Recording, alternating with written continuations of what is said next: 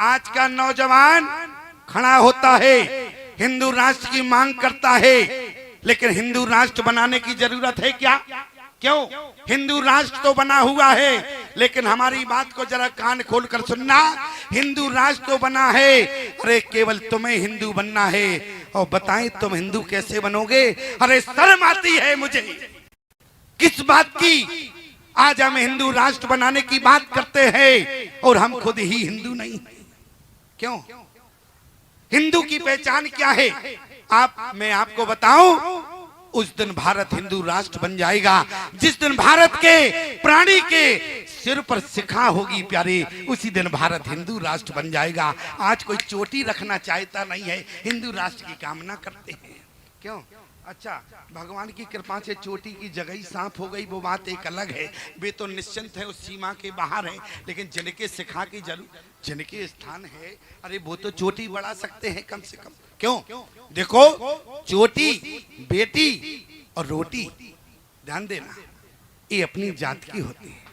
रोटी व्यक्ति अपनी जात की खाना चाहता है, बेटी अपनी जात की लेना चाहता है, और चोटी हमारे देश की पहचान है प्यारे, हमारे हिंदू सनातन धर्म की पहचान है। और जिस दिन तुम चोटी रख लोगे, उस दिन हमारा बात हिंदू राष्ट्र अपने आप हो जाएगा। देखो, बड़ी विडंबना है। क्यों चोटी रखते नहीं है? अच्छा, सब लोग शर्म के मारे अपनी चोटी देख रहे, कहीं दिख ना जावे। क्यों? लेकिन कोई बात नहीं, अभी नहीं रखे तो आगे रख लेना, जब जागे तभी सवेरा। क्यों शर्म आती है चोटी रखने को? अरे जब जी इतनी बड़ी चोटी रखे, तुम इतनी ऐसी नहीं रख सकते क्या? क्यों है? चोटी तो हमारी हिंदू राष्ट्र की पहचान है कि नहीं?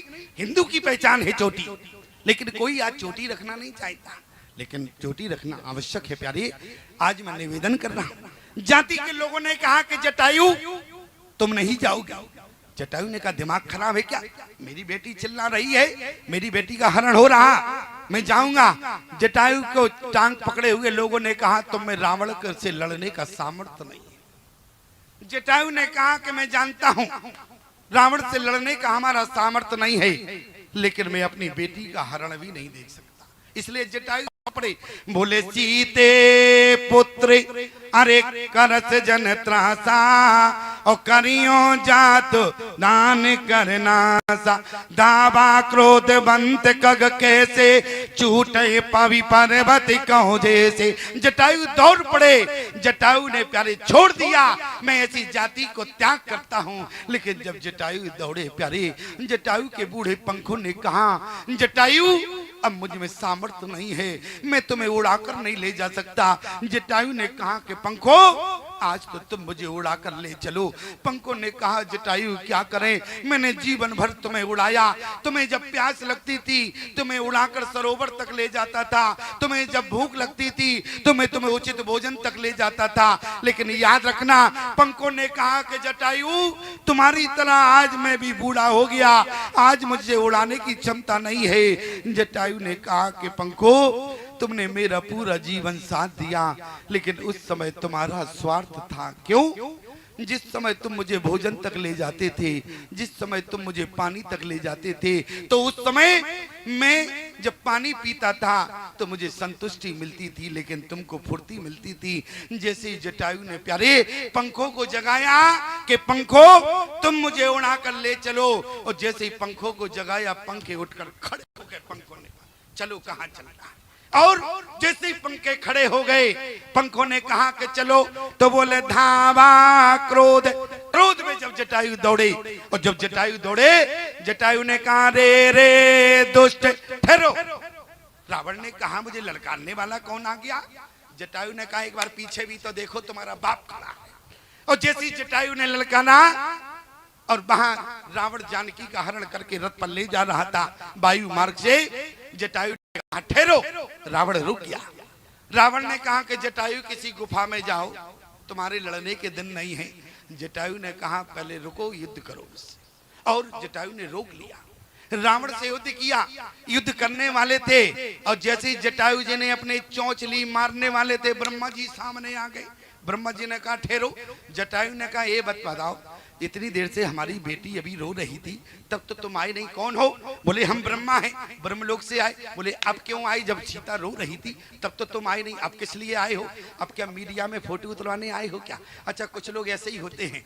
क्या होता है, जैसे नेताजी का भाषण होता है तो क्या होता है, जो आगे होते हैं बोले टेम्पू हाई है, टेम्पू हाई है, और कहीं दुर्घटना हो जाए तो जो जितने फोटो खिंचाते हैं वो सब पीछे हो जाते हैं, आंख पीछे वाले आगे हो जाते हैं, तो क्या होता है, शिकार बन जाते हैं। ध्यान देना।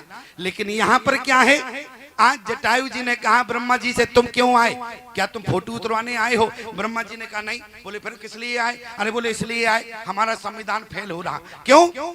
इसलिए हमारा संविधान फेल हो रहा, मैंने लिखा है रावण की मृत्यु राम के हाथों, और कहीं तुम्हारे हाथों हो जाएगी तो बोले रामचरित्र बनेगा कि जटायु चरित्र बन जाएगा, इसलिए तुम चौंच नहीं मानना। जटायु जी ने कहा दिमाग खराब है क्या? चौंचई तो तुमने दिया है, चौंचई ना मारे तो क्या मारे रावण को? बोले एक काम करो, यदि चौंच मारना है तो तुम सिर को छोड़कर शरीर में मार देना। बोले सिर में? बोले सिर में नहीं मारना। बोले सिर में क्यों नहीं मारे? बोले कहीं तुम्हारी चौंच इतनी पैनी है, कहीं सिर में लग गई तो ब्रेन हेवरेज हो जाएगा, और ब्रेन हेवरेज हो गया तो क्या होगा? बोले पलंग पर पड़ा रहेगा, फिर युद्ध कौन लड़ेगा राम जी से? इसलिए एक काम करना, तुम सिर को छोड़ देना। बोले कहाँ मारे? बोले तुम शरीर में देना। इसलिए गोस्वामी जी ने क्या लिखा, अरे चौंचे मारे बिदारे से दे, चौंचे मारे बिदारे से दे, चौंचे मारे बिदारे से दे, डंडे के भई मोजा दे,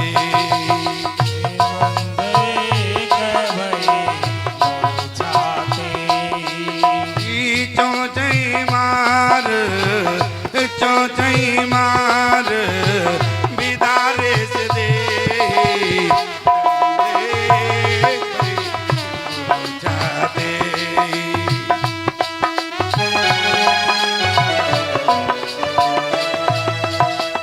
आज ब्रह्मा जी ने कहा कि जटायु तुम सिर में मत मानना, ब्रेन हेवरेज हो जाएगा, इसलिए तुम तो शरीर पर मार देना।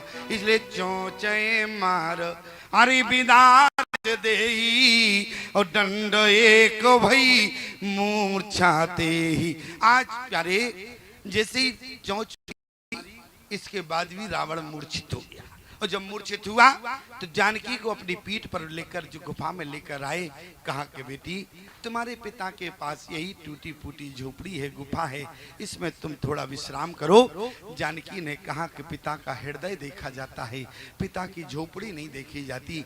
एक बात बताओ, आज भी हृदयवान होती है, आज बेटी हृदयवान होती है। एक बात बताना, बूढ़े बाप का क्या बेटी घर देखती है क्या?